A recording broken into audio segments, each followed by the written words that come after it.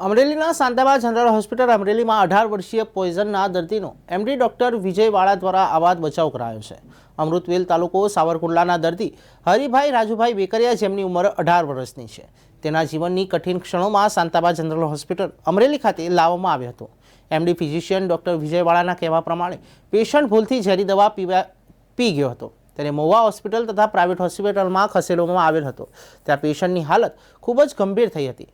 તેને Shantaba general hospital Amreli ખાતે trauma સેન્ટરમાં ડોક્ટર કેવલ આદ્રેજાએ આઈસીયુ વોર્ડ નંબર 9માં દાખલ કર્યો હતો।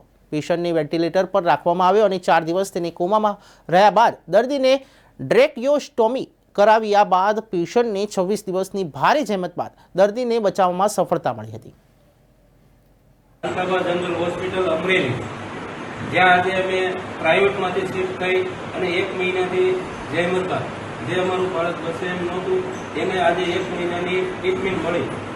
અમરેલી આઈસીયુ વિભાગમાં વાળા સાહેબ, દિવ્યા મેડમ, સુરજ સર, નીરજ સર અને જનરલ સ્ટાફ આમનો અમને બહુ બધો સહકાર મળ્યો છે અને અમે એના આભારી છીએ।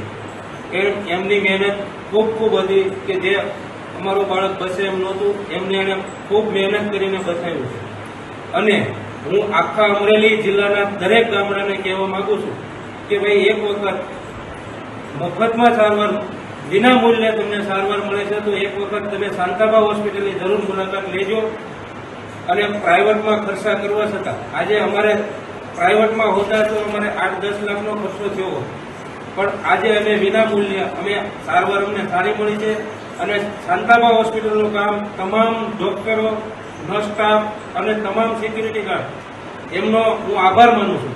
કારણ કે આજે 1 મહિનો અમે અહીં રહ્યા, અમે એમની જોડે દરરોજ મુલાકાત કરી, અમને એનો ખૂબ આનંદ છે કે એણે અમારી સાથે બહુ સારું વર્તન કર્યું છે અને સારી રીતે અમને ટ્રીટમેન્ટ મળી છે।